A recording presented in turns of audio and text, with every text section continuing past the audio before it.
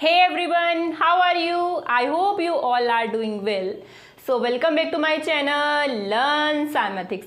मैं कनिका आपकी science teacher एक और वीडियो के साथ आपके सामने हाजिर हो चुकी हूँ. सो लास्ट वीडियो में हमने क्या पढ़ा था? लास्ट वीडियो में हमने अपने फिजिक्स का चैप्टर नंबर 11 इलेक्ट्रिसिटी का टॉपिक पढ़ा. रेजिस्टर्स इन पैरेलल के बारे में हमने पढ़ा था. ठीक है, आई होप आपको वो सब कुछ अच्छे से क्लियर हो गया होगा और कोई डाउट भी नहीं हुआ होगा. सो आज की वीडियो में हम क्या पढ़ने जा रहे हैं? आज की वीडियो में हम पढ़ेंगे heating effect of electric current के बारे में. उसकी कुछ एप्लीकेशंस पढ़ेंगे, पावर क्या होती है उसके बारे में पढ़ेंगे. तो बहुत ज़्यादा इंपॉर्टेंट टॉपिक है, ठीक है, और इंटरेस्टिंग टॉपिक है. आपने क्या करना है, वीडियो में जो है एंड तक बने रहना है. और जिस बच्चे ने अभी तक मेरे चैनल को सब्सक्राइब नहीं किया, चैनल को जाकर सब्सक्राइब करें, बेल आइकन को प्रेस करें ताकि लेटेस्ट नोटिफिकेशन आपको मेरी वीडियोस की टाइमली मिल सके. और जिस बच्चे ने अभी तक इस चैप्टर की पिछली वीडियोस को नहीं देखा है, डिस्क्रिप्शन बॉक्स में आपके पास पिछली सभी वीडियोस का लिंक प्रेजेंट है. लिंक पर क्लिक करके फटाफट जाकर आप पिछली वीडियो को ज़रूर देखिए. तो आज वाले टॉपिक को बहुत ध्यान से समझना है, ठीक है, और इम्पॉर्टेंट पॉइंट्स को नोट डाउन करना. तो चलिए देखते हैं क्या है heating effect of electric current. हाँ जी बच्चों, चलिए देखते हैं क्या है heating effect of electric current. और हम रीड कर रहे हैं जूल्स लॉ ऑफ हीटिंग के बारे में. ठीक है, जूल्स लॉ ऑफ हीटिंग. तो जूल्स लॉ ऑफ हीटिंग क्या है? तो जूल्स हैं एक साइंटिस्ट, उन्होंने क्या कहा था, अगर हम किसी एप्लियंस को लेकर चलते हैं, ठीक है, एप्लियंस को लेकर चलते हैं इलेक्ट्रिक, और ये आपके पास कोई भी रेजिस्टेंस आर है, इसमें से आई करंट जो है, इस एप्लियंस में से आई करंट पास हो रहा है और टी टाइम के लिए पास हो रहा है. हमने कोई एप्लियंस कंसीडर कर ली है. अगर हम किसी एप्लियंस को लेकर चलते हैं, उसका रेजिस्टेंस हमें आर दिया हुआ है और इसके अंदर से जो है आई करंट टी टाइम के लिए पास होता है. हमने क्या कहा है, इसका रेजिस्टेंस आर है, इसमें से आई करंट जो है पास हो रहा है और टी टाइम हमने कंसीडर कर लिया है कि इतने टाइम के लिए पास हो रहा है. तो क्या होता है, तो एक हीट निकलती है, तो एक हीट निकलती है, हीट जनरेट होती है.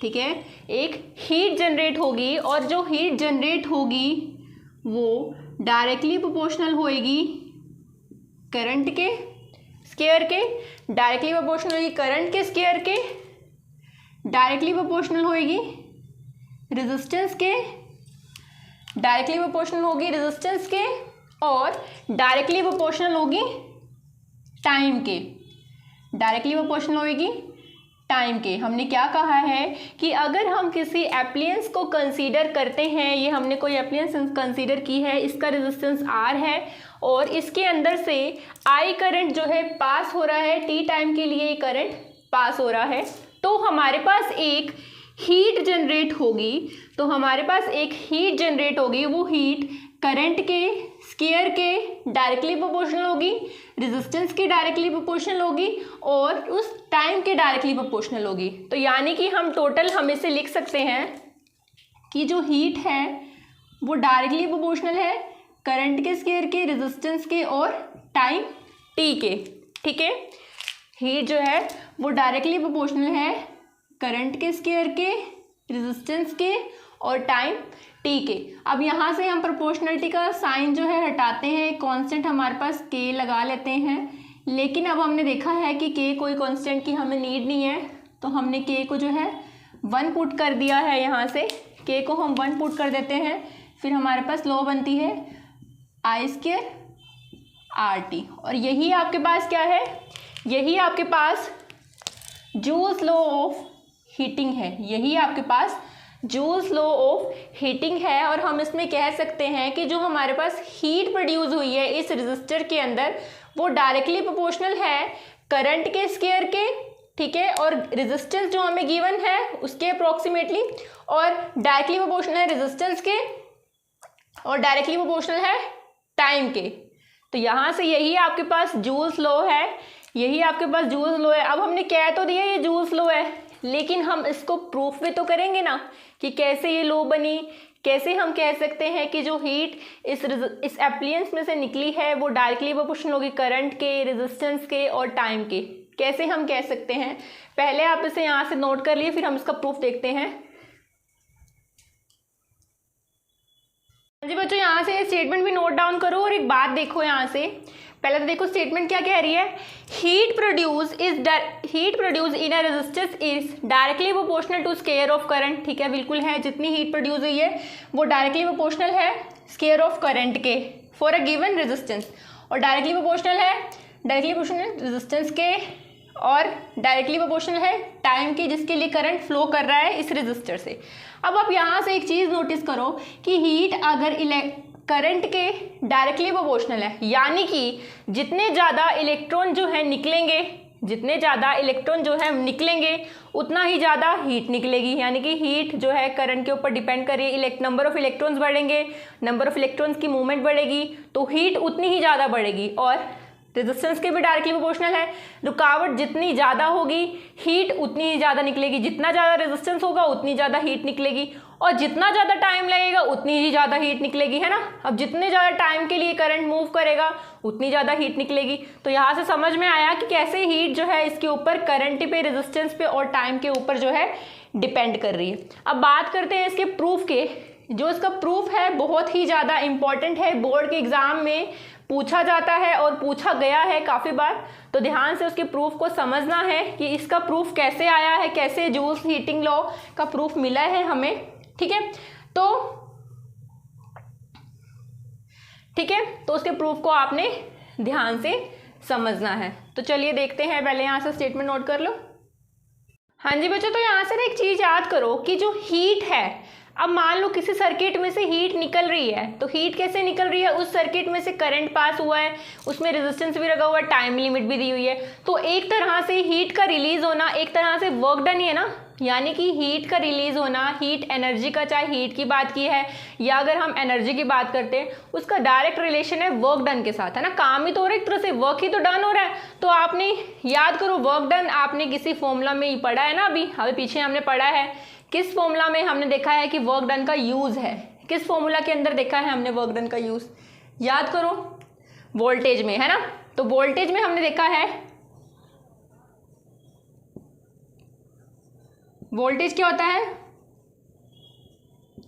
वर्क डन बाय में चार्ज, ये था ना वोल्टेज का फॉर्मूला, वर्क डन बाय में चार्ज। और हम इसे लिख भी सकते हैं, V is equal to W by में Q, है ना। V is equal to W by में Q। अब मैं यहाँ से क्या कर रही हूँ, वर्क डन की वैल्यू निकाल लेती हूँ। Work done is equal to V और Q, निकल गया ना। Work done is equal to V और Q, या Q is equal to V लिख सकते हो आप यहाँ से, या लिख लो क्या हो, V लिख लो, ज़्यादा इजी रहेगा। क्या हो जो है V के साथ मल्टीप्लाई हुआ है यहाँ से। अब ठीक है, अब यहाँ से ये आपके पास वर्क डन का फॉर्मूला जो है मैंने लिख लिया है। ठीक है, अब मुझे बताओ कि जो करंट है उसका फॉर्मूला क्या होता है, व्हाट इज करंट। करंट क्या होता है आपके पास, करंट क्या होता है, current is equal to Q by में T, है ना। करंट आपके पास Q बाय में T होता है, यानी कि चार्ज अपॉन में टाइम होता है। ठीक है, और वोल्टेज आपके पास क्या होती है, I इंटू आर। वोल्टेज आपके पास I इंटू आर होती है, और करंट आपके पास Q बाय में T होता है। ये फॉर्मूला तो हम पढ़ चुके हैं ना, सारे फॉर्मूलाज अब याद रखने हैं, क्योंकि सभी फॉर्मूलाज का इसके अंदर हम जो है यूज करने जा रहे हैं। ठीक है, अब यहाँ से मैं क्या कर रही हूँ, Q की वैल्यू निकाल लेती हूँ। Q क्या हो जाएगा यहाँ से, I इंटू टी, क्या हो जाएगा यहाँ से, I इंटू टी। ये सेकेंड इक्वेशन मान लो, और ये यहाँ से थर्ड। अब मैं क्या कर रही हूँ, put second and third in one. First, second और थर्ड को मैं फर्स्ट वाले में पुट कर देती हूँ, तो क्या बनेगा, W is equal to Q की वैल्यू I T और V की वैल्यू I R। तो क्या बनेगा, W is equal to I square RT, है ना।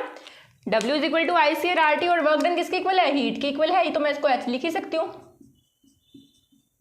तो ये आपके पास प्रूफ हो गया है। यहाँ से सिंपल सा प्रूफ था, लेकिन अगर आपने पिछली वीडियोस को ध्यान से देखा होगा, ध्यान से अगर आपने फॉर्मूलाज को पढ़ा होगा तो आपको क्लियर हुआ होगा।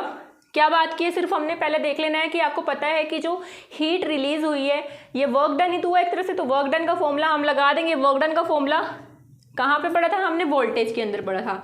वोल्टेज क्या होती है, वर्क डन बाय में चार्ज, सबसे पहला फॉर्मूला था ये जो हमने पढ़ा था इस चैप्टर का, ठीक है।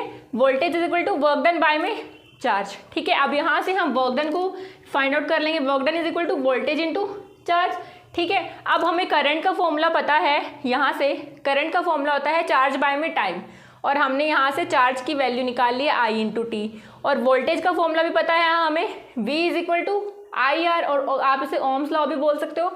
इसका हमने यूज़ किया यहाँ से, voltage is equal to I into R, और डायरेक्ट हमने इस रिजल्ट को फर्स्ट इक्वेशन में जो है पुट कर दिया है, और हमारे पास जो है ये जूल्स की हीटिंग लॉ यहाँ से प्रूफ हो गई है। कुछ नहीं है, सिर्फ फॉर्मूलाज का खेल है। फॉर्मूलाज याद होंगे तो आप इसकी डेरिवेशन को भी आसानी से जो है कर सकते हो। तो यहाँ से नोट कर लीजिए, इसकी डेरिवेशन इंपॉर्टेंट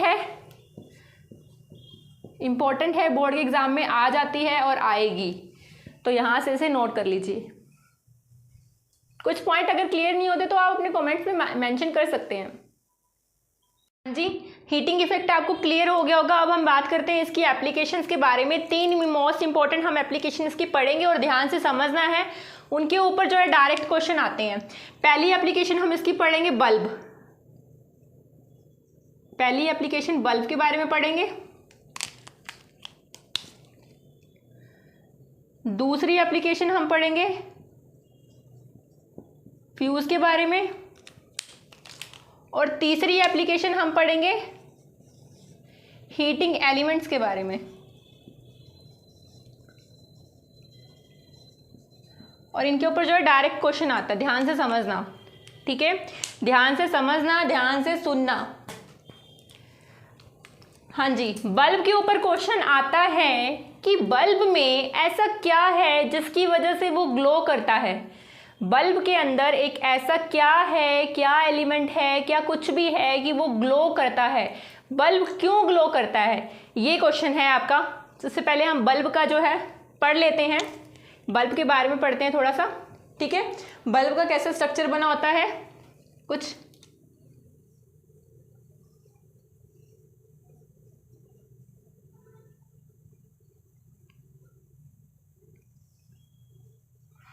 ऐसे टाइप में बना होता है बल्ब आपके पास, है ना। कुछ बल्ब ऐसे टाइप में बना होता है ना। अब ये आपको दिख रहा है, ये एक ग्लास है, इसके अंदर जो वायर लगी हुई है इस टाइप की, इसको बोलते हैं फिलामेंट, इसको बोलते हैं फिलामेंट, ठीक है। ये आपके पास एक ऐसे तरह की वायर बनी हुई है, ग्लास है, और इसको बोलते हैं हम फिलामेंट, इसको फिलामेंट बोलते हैं। और इस ग्लास के अंदर जो है एक इनर्ट गैस फील है, इसके अंदर एक इनर्ट गैस फील है, ठीक है। और वो मेंशन है, कौन सी है, आर्गन है, जो है आर्गन है। ये बल्ब है, बल्ब का स्ट्रक्चर आपको दिख रहा है। बल्ब के अंदर ऐसे आप वायरिंग देखते होगे, उसको हम बोलते हैं फिलामेंट। और इसके अंदर एक जो है इनर्ट गैस फील होती है। इस इनर्ट गैस का काम क्या करता है, ये इनर्ट गैस जो है इसको, फिलामेंट को क्या करती है, प्रोटेक्ट करती है। किससे प्रोटेक्ट करती है, करोजन से प्रोटेक्ट करती है। इस इनर्ट गैस का क्या काम होता है, या इस फिलामेंट को क्या करती है, करोजन से जो है बचाती है, ठीक है। इस फिलामेंट को करोजन से बचाती है। अब ये फिलामेंट किस चीज़ का बना होता है, फिलामेंट किस चीज़ का बना होता है, फिलामेंट बना होता है टंगस्टन का। आपने सुना भी होगा, फिलामेंट बना होता है टंगस्टन का। फिलामेंट किसका बना होता है, टंगस्टन का। अभी मैंने आपको 3 बातें बताई हैं। ये आपको बल्ब का स्ट्रक्चर दिख रहा है, बल्ब के अंदर आपको एक ऐसे वायर दिखती होगी, ये वायर को हम फिलामेंट बोलते हैं। और इस ग्लास के अंदर इस ग्लास के अंदर एक इनर्ट गैस फील होती है। गैस कौन सी होती है, आर्गन होती है। और उस गैस का काम क्या होता है, वो इस फिलामेंट को करोजन से बचाती है। अब ये फिलामेंट बना किस चीज़ का होता है, फिलामेंट आपके पास टंगस्टन का बना होता है, ठीक है। फिलामेंट आपके पास टंगस्टन का बना होता है, और टंगस्टन का एक सिंबल है W। टंगस्टन को पता है ना, W से डिनोट करते हैं। जैसे अब हमने सॉल्ट का सिंबल पढ़ा है, सॉल्ट सोडियम क्लोराइड होता है, उसको हम NaCl से डिनोट करते हैं। ऐसे ही इसका टंगस्टन का सिंबल है W। अब इस टंगस्टन आखिर है क्या? What is tungsten? टंगस्टन है क्या बच्चों? टंगस्टन जो है आपके पास एक प्योर मेटल है। टंगस्टन आपके पास एक प्योर मेटल बोल सकते हो, जिसको हम W से डिनोट करते हैं। ये आपके पास एक प्योर मेटल है, ठीक है। और इसी प्योर मेटल को क्यों लगाया जाता है? इसी प्योर मेटल को क्यों लगाया जाता है? इसके अंदर फिलामेंट क्यों बना होता है? इसी प्योर मेटल से क्यों बना होता है? क्योंकि बच्चों इसका मेल्टिंग पॉइंट जो है बहुत ही ज़्यादा होता है। ये प्योर मेटल है, इसका मेल्टिंग पॉइंट जो है काफ़ी ज़्यादा होता है, बहुत ज़्यादा होता है। इसका मेल्टिंग पॉइंट जो है काफ़ी ज़्यादा होता है। इसका मेल्टिंग पॉइंट अप्रोक्सीमेटली आपके पास 3380 डिग्री सेल्सियस के इक्वल होता है, यानी कि ये तो बहुत ही ज़्यादा हाई है। अब इसका मेल्टिंग पॉइंट बहुत ज़्यादा हाई है, यानी कि इतनी जल्दी मेल्ट तो होने वाला ये है नहीं है। अब आपको पता है, हम बात कर रहे हैं हीटिंग इफेक्ट के बारे में। बल्ब ग्लो करता है, उसके अंदर हीट होती है। अब जितना मर्जी हीट करता है, जितनी ज़्यादा वो हीटिंग दे, इसको फ़र्क नहीं पड़ेगा, ये मेल्ट ही नहीं होएगा इतनी जल्दी टंगस्टन। क्यों नहीं होगा? क्योंकि इसका मेल्टिंग पॉइंट तो बहुत ही ज़्यादा है, ठीक है। इसका मेल्टिंग पॉइंट तो बहुत ही ज़्यादा है, ठीक है। ये मेल्ट नहीं होगा इतनी जल्दी, और ये मेल्ट नहीं होगा तो यानी कि ये बहुत ज़्यादा क्या करेगा? प्रोटेक्ट करेगा ना, मेल्ट नहीं होने देगा। तो इसीलिए टंगस्टन का काम क्या करता है? कौन हेल्प करता है? हमारा क्वेश्चन पे आ जाते हैं। हमारा क्वेश्चन ये था, बल्ब कैसे ग्लो करता है, किसकी वजह से ग्लो करता है? तो बल्ब जो है इस टंगस्टन की वजह से जो है ग्लो करता है। तो ये ग्लो तो करेगा क्योंकि हीट होगी उसमें। हीट होने की वजह से ये अपनी प्रॉपर्टी को क्या कर लेता है? रिटेन कर लेता है, due to which its retain its property, ठीक है। तो टंगस्टन अपनी प्रॉपर्टी को जो है रिटेन करता है, और इसका मेल्टिंग पॉइंट बहुत ही ज़्यादा है, और टंगस्टन की वजह से जो है बल्ब ग्लो करता है। टंगस्टन की वजह से जो है बल्ब ग्लो करता है। Tungsten retains its property due to high melting point, so bulb will glow. तो क्वेश्चन यही था, बल्ब कैसे ग्लो करता है। तो मैंने आपको पूरा का पूरा ही स्ट्रक्चर इसका बता दिया है। दोबारा से रिपीट कर लेती हूँ, दोबारा से फटाफट बता देती हूँ आपको ब्रीफ में। तो हमने क्या किया था, बल्ब का स्ट्रक्चर है। बल्ब के अंदर आपके पास एक वायर लगी होती है, ये ऐसे करके वायर लगी होती है। वायर किसकी बनी होती है? फिलामेंट की बनी होती है। और इस बल्ब के अंदर, इस ग्लास के अंदर क्या होती है? एक इनर्ट गैस फील होती है, आर्गन वो वाली गैस है, आर्गन गैस इसमें फील होती है। और उस गैस का काम क्या होता है कि वो इस फिलामेंट को कोरोजन से प्रोटेक्ट करती है, ठीक है। दूसरा क्वेश्चन ये आता है कि फिलामेंट किससे बना होता है? फिलामेंट जो है टंगस्टन से बना होता है। और ये फिलामेंट टंगस्टन से क्यों ही बना होता है? क्योंकि ये एक आपके पास प्योर मेटल है, इसको हम W से डिनोट करते हैं। इस प्योर मेटल को ही हम इसलिए कंसीडर करते हैं क्योंकि इसका बहुत ही ज़्यादा हाई मेल्टिंग पॉइंट होता है। इसका मेल्टिंग पॉइंट जो है 3380 डिग्री सेल्सियस होता है, जो बहुत ही ज़्यादा हाई मेल्टिंग पॉइंट है। यानी कि इतनी जल्दी मेल्ट नहीं होगा, चाहे जितना मर्जी हीट कर लो इसको, जितनी मर्जी हीटिंग होती रहे, ये मेल्ट नहीं करेगा।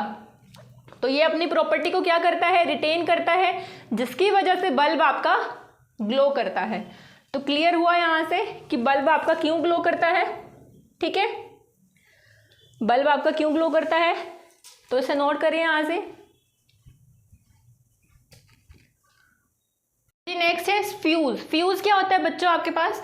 फ्यूज को ना हम एक सेफ्टी डिवाइस की तरह यूज करते हैं। फ्यूज आपके पास एक सेफ्टी डिवाइस की तरह यूज होता है। अभी फर्दर इसको हम दूसरे चैप्टर में पढ़ेंगे, मैग्नेटिक इफेक्ट वाले चैप्टर में हम इसको ज़्यादा पढ़ेंगे ब्रीफली, ठीक है। ये कैसे बना होता है, इसका सिंबल ये कैसे होता है,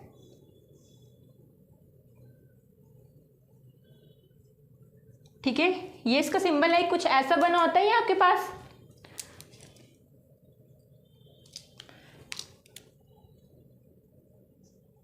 ठीक है। ये आपके पास क्या है अंदर, ये आपके पास अंदर लगी होती है फ्यूज की वायर लगी होती हैं, ठीक है। फ्यूज की वायर होती है और बाहर से ये फ्यूज़ वायर है और ये बाहर से जो है ग्लास से कवर किया हुआ है, ठीक है। अब ये फ्यूज़ वायर बनी किसकी होती है बच्चों? ये फ्यूज़ वायर आपके पास एलॉय की बनी होती है, ठीक है। फ्यूज़ वायर आपके पास एलॉयज की बनी होती है। फ्यूज़ वायर आपके पास एलॉयज की बनी होती है, जिसमें आप कॉपर निकल की बात कर लो, कॉपर निकल की बात कर लो, या फिर आप उसकी बात कर लो, टिन लेड की बात कर लो, टिन लेड की बात कर लो। आपके एनसीईआरटी में बहुत सारे ऑप्शन दिए हुए हैं। ये वायर आपके पास, जो आपके पास ये फ्यूज़ वायर है, एलॉयज की बनी होती है, चाहे वो कॉपर निकल का कॉम्बिनेशन है, चाहे वो टिन लेड का कॉम्बिनेशन है, इनसे ये फ्यूज़ वायर बनी होती है, ठीक है। अब मेरे को क्वेश्चन आ जाता है कि ये फ्यूज़ वायर इन्हीं एलॉयज की क्यों बनी होती है? एलॉयज की क्यों बनी होती है फ्यूज़ वायर? आपने पीछे पढ़ा भी है अभी कि जो एलॉयज हैं जी, एलॉयज हैं, इनका मेल्टिंग पॉइंट कैसा होता है?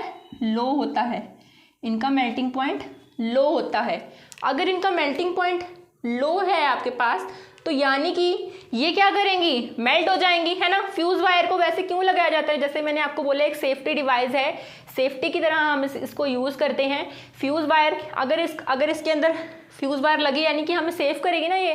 तो अगर इनका मेल्टिंग पॉइंट कम है, यानी कि जब ज़्यादा करंट पास होगा, जब ज़्यादा हीटिंग होगी, तो ये क्या करेंगी? अपने आप को मेल्ट कर लेंगी, यानी कि अपने आप को ये शहीद हो जाएंगी, ख़त्म हो जाएंगी, है ना।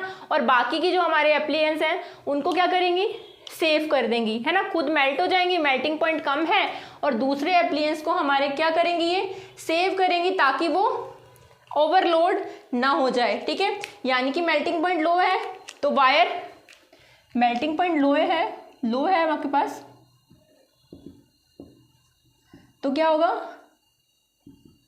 वायर मेल्ट कर देगी ड्यूरिंग ओवरलोड, है ना। जब ज़्यादा ओवरलोड होगा तो ये अपने आप को मेल्ट कर लेगी, और मेल्ट करने के बाद ओवरलोड होगा, यानी कि ज़्यादा करंट पास होएगा, और ये क्या हो जाएगी? ये आपके पास ब्रेक हो जाएगी। और जब ये वायर ब्रेक होगी तो कुछ आपको ऐसे नज़र आएगी, कुछ ऐसी नज़र आएगी। तो यानी कि टूट गई है वायर। अब ये वायर ब्रेक हो गई है, तभी तो कहते हैं फ्यूज़ उड़ गया है। फ्यूज़ कैसे उड़ता है? ऐसे ही फ्यूज़ उड़ता है, उसका मेल्टिंग पॉइंट कम होता है। वो मेल्टिंग पॉइंट कम होता है, वो अपने आप को क्या कर लेता है? प्रोटेक्ट कर देता है इन सब बाकी अप्लायंस को, कि वो ना खराब हो। जैसे ही ज़्यादा हीटिंग इफेक्ट होएगा तो वो वायर ब्रेक हो जाएगी। जब ये वायर ब्रेक होगी तो सर्किट कैसा हो जाएगा? ओपन हो जाएगा। सर्किट ओपन हो गया, करंट कैसा हो जाएगा? बंद हो जाएगा, करंट खत्म हो जाएगा, करंट डेड हो जाएगा। देन करंट डेड हो जाएगा और सर्किट, बाकी फर्दर एप्लियंस आपकी जो इलेक्ट्रिक एप्लियंस है वो सेफ हो जाएंगी, इसकी वजह से सेफ होएंगी, ठीक है। तो आजकल देखा होगा आपने, आजकल जो है इसकी जगह क्या यूज़ हो रहा है? फ्यूज़ तो अब आखिर आजकल यूज़ नहीं हो रहा। आजकल जो है एमसीबी का यूज़ हो रहा है, मिनिएचर सर्किट ब्रेकर का यूज़ हो रहा है, एमसीबी, है ना। आजकल एमसीबी का यूज़ हो रहा है, ठीक है। फिर लाते हैं, फिर लगाते हैं, फिर उड़ जाते, फिर एमसीबी लाओ, ठीक है। एमसीबी का यूज़ हो रहा है आजकल, तो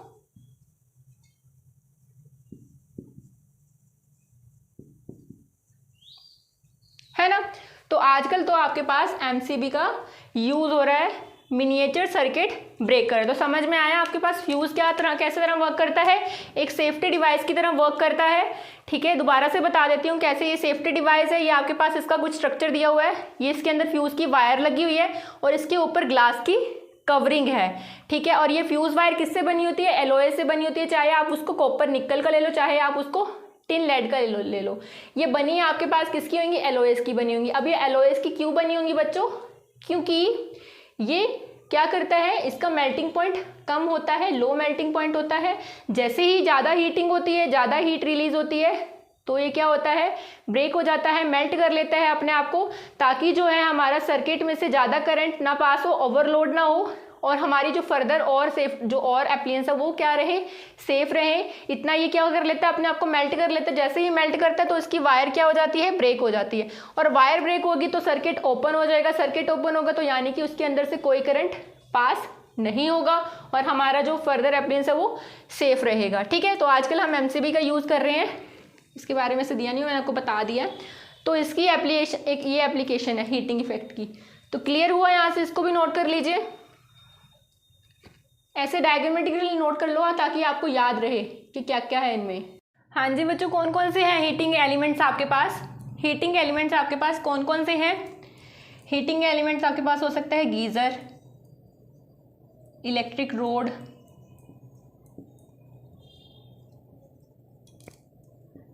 ठीक है, और कौन कौन से हो सकते हैं सोचो। ड्रायर हो गया, है ना, ड्रायर है, और इलेक्ट्रिक केटल है, और एक्सेट्रा। ठीक है, ये सारे आपके पास क्या है, हीटिंग एलिमेंट है।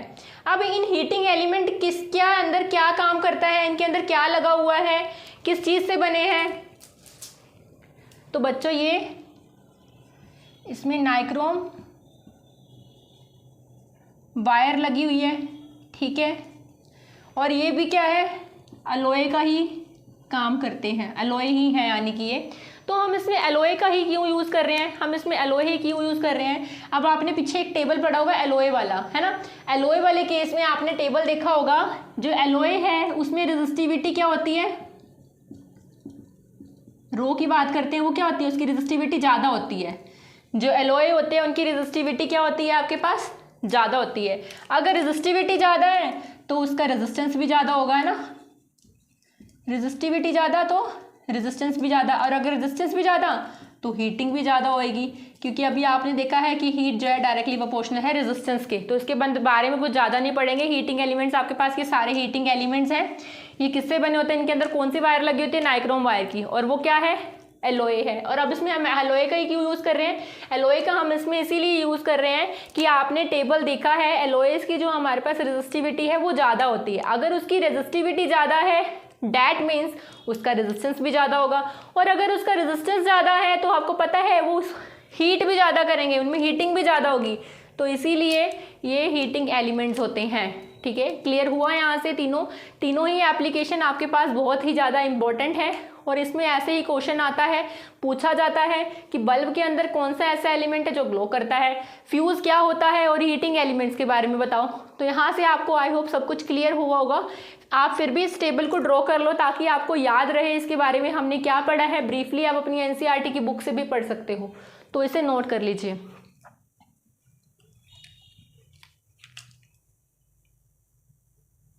हाँ जी, इलेक्ट्रिक पावर आपका नेक्स्ट टॉपिक है। तो इलेक्ट्रिक पावर के बारे में कहाँ पढ़ा है, कुछ याद आ रहा है? 9th क्लास में पढ़ा था ना, वर्क एंड एनर्जी वाले चैप्टर में। पावर के बारे में याद है, क्या होती है पावर, व्हाट इज पावर?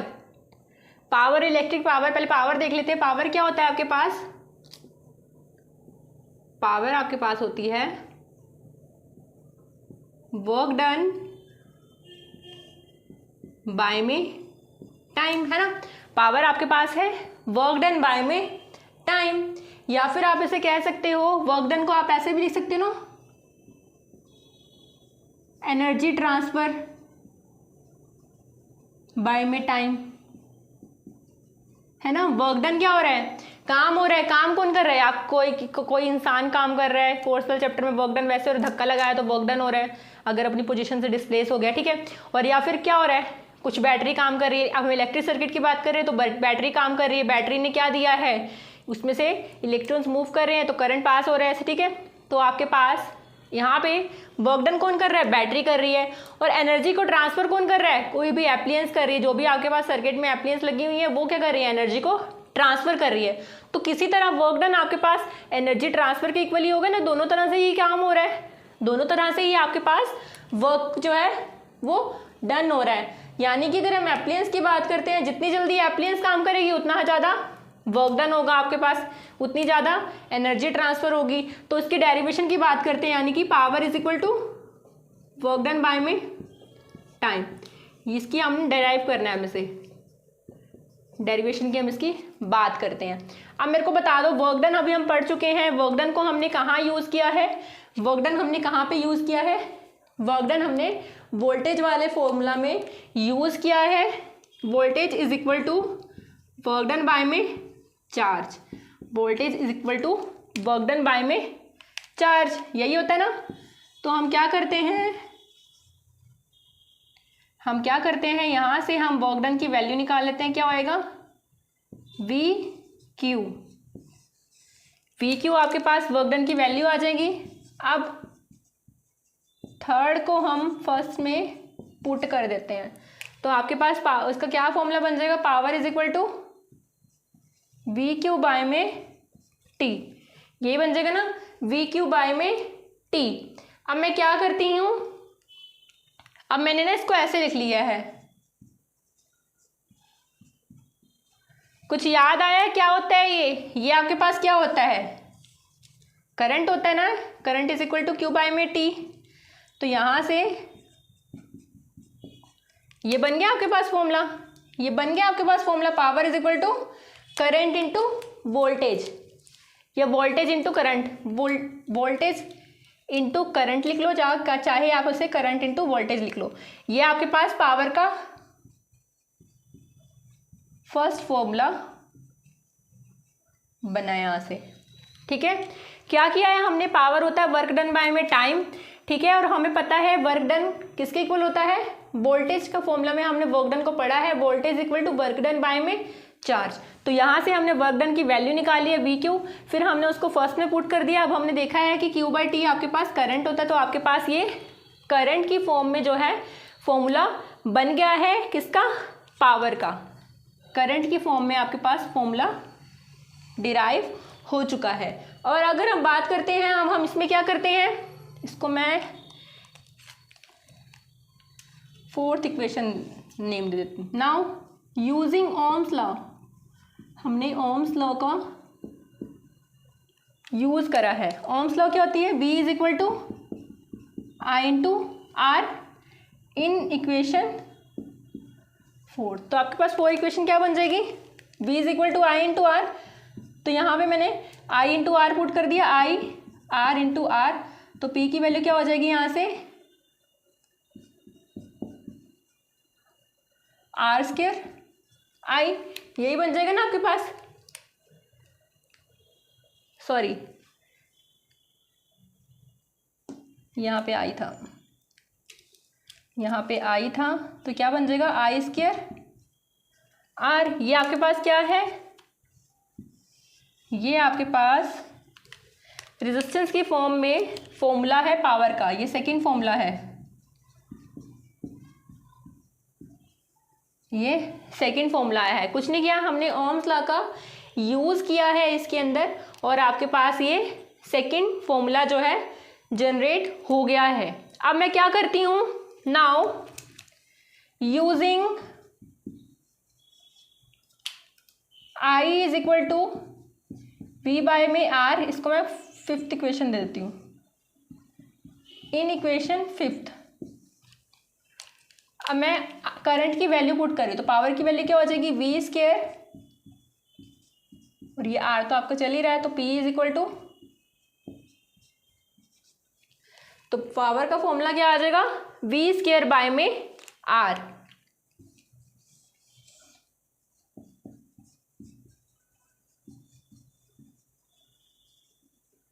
और उसको 6 इक्वेशन नाम दे दो। तो समझ में आया, ये हमारे पास 3 फॉर्मूला जो है पावर के बन चुके हैं यहाँ से तीनों, और डेरिवेशन भी बहुत ज़्यादा इम्पॉर्टेंट है इन फॉर्मूलाज की, तो ध्यान रखना है। सारे ही फॉर्मूलाज का हमने यूज़ करा है, और सारे फॉर्मूला घुमा फिरा के वही आ रहे हैं, वही आपके पास जूल्स लॉ में यूज़ हुए थे, वही आपके पास यहाँ पे यूज़ हो रहे हैं। आपको पता है पावर जो है वर्क डन बाय में टाइम के इक्वल होती है, और वर्क डन किस में यूज़ हुआ है, वर्क डन का हमने यूज़ किया वोल्टेज में। वोल्टेज क्या होता है, वर्क डन बाय में चार्ज। यहाँ से हमने वर्क डन की वैल्यू निकाली है, इसके अंदर हमने पुट कर दी है। पुट करने के बाद हमारे पास कुछ ऐसी इक्वेशन बनी है। अब हमें पता है कि जो Q बाय में T है वो आपके पास करंट के इक्वल होता है, तो पावर का पहला फॉर्मूला तो बन गया करंट के फॉर्म में, P is equal to V into I. अब हमने ओम्स लॉ का यूज़ किया है और हमने V की वैल्यू को पुट किया है। जब हमने V की वैल्यू को पुट किया है तो power is equal to I square into R, ये आपके पावर का सेकेंड फॉर्मूला है। फिर हमने क्या किया है, फिर से हमने ओम्स लॉ के यूज़ किया है, करंट की वैल्यू निकाली है और हमने दोबारा से करंट की वैल्यू को पुट कर दिया है और ये हमारे पास थर्ड फॉर्मूला जो है निकल चुका है पावर का। तीनों ही फॉर्मूला बहुत ही ज़्यादा इंपॉर्टेंट है, आपको याद रखने हैं, डेरिवेशन तो याद रखनी ही है इनकी और फॉर्मूला का जो भी है आपको याद रखना है, ठीक है। पहला फॉर्मूला तो आपके पास जनरल फॉर्मूला है, ये क्वेश्चंस में जो है यूज़ होता है। मैं थोड़ा बता देती हूँ किस टाइप के क्वेश्चंस में आपके पास ये यूज़ दिखाएंगे। ये आपके पास जनरल फॉर्मूला है, जनरल में भी आपका पावर निकालनी हो अगर आपको किसी क्वेश्चंस में तो आप इसका यूज़ कर सकते हैं। अब इस फॉर्मूला का यूज़ कहाँ होगा, अब आप देख सकते हो ये जहाँ जो है सीरीज़ वाले फॉर्मूला में यूज़ होगा। जहाँ पे आपको रेजिस्टेंस सीरीज़ में दिया होगा ना, वहाँ पे आपके पास ये सेकंड फॉर्मूला यूज़ होगा, क्योंकि आप देख सकते हो क्योंकि यहाँ पे जो आपके पास सीरीज़ होता है उसमें आपके पास करंट कांस्टेंट रहता है ना, तो आप इस वाले फॉर्मूला का यूज़ कर सकते हो, इसमें थोड़ा आइडिया लग जाता है। और जो ये थर्ड फॉर्मूला है, अब आप इसमें देखते हो कि इसके अंदर वोल्टेज कांस्टेंट रहती है, तो इसमें जब आपके पास रेजिस्टेंस पैरेलल में लगा होता है तो आप इस वाले पावर के फॉर्मूला को यूज़ कर सकते हो इसमें, थर्ड वाले को। तो तीनों ही फॉर्मूला बहुत ज़्यादा इंपॉर्टेंट है, इनकी डेरिवेशन को नोट कर लीजिए यहाँ से। तीनों की डेरिवेशन भी बहुत ज़्यादा आपके पास इंपॉर्टेंट है और आ जाती है आपके एग्जाम में ये, ठीक है, ठीक है, इसे नोट कर लीजिए यहाँ से।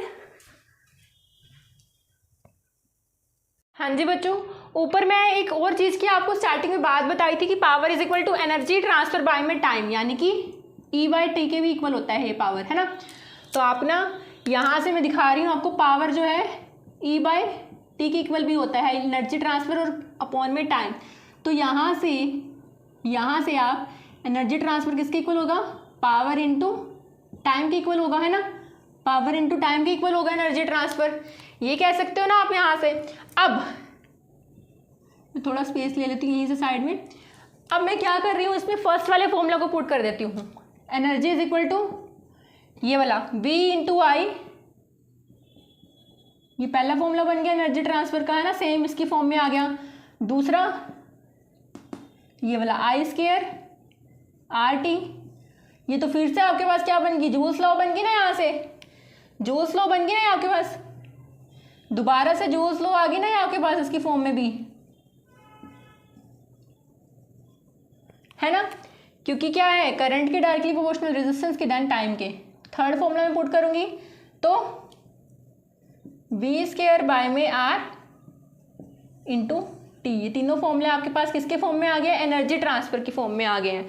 ये मतलब एनर्जी की ट्रांसफर की फॉर्म में भी आपके पास फॉर्मूला निकल के अगर इस टाइप में क्वेश्चन आते तो आप उसको ऐसे कर सकते हो, ये फॉर्मूला उसमें यूज़ हो सकते हैं, कोई मुश्किल नहीं है। क्वेश्चन आ जाता है कई बार आपको फॉर्मूला में, आप कंफ्यूजन हो जाती है, तो आप यहाँ से याद रख लेना कि जो पावर है वो एनर्जी ट्रांसफर बाय टाइम के इक्वल होता है। तो यहाँ से ये फॉर्मूला जो है डिराइव होता है, सिर्फ आपने डायरेक्ट फॉर्मूला की वैल्यू जो है पुट कर दी है। हाँ जी, लास्ट टॉपिक है इस आज की वीडियो का, आखिरी टॉपिक है कमर्शियल यूनिट ऑफ एनर्जी। अब कमर्शियल वर्ड से आप समझते हो क्या है कमर्शियल, ट्रेडिंग की बात करते हैं, चाहे पैसा आ रहा है या फिर जा रहा है। अब यहाँ पे कमर्शियल हम इलेक्ट्रिसिटी में बात कर रहे हैं। अब इलेक्ट्रिसिटी को हम बेच तो सकते नहीं, खरीद ही सकते हैं ना, यहाँ पे ट्रेडिंग उस मामले में हो रही है उसकी। तो यहाँ से आपको पता है कि यूनिट हम कैसे डिस्क्राइब करते हैं इनकी, यूनिट हम पढ़ते हैं किलोवाट आवर्स में, यानी कि हम इसको ऐसे देखते हैं kWh। लेकिन आया कैसे है, अब आपको पता है जो एनर्जी ट्रांसफ़र है या एनर्जी की बात करते हैं, आप इलेक्ट्रिक एनर्जी लिख लेते हैं, वो पावर इंटू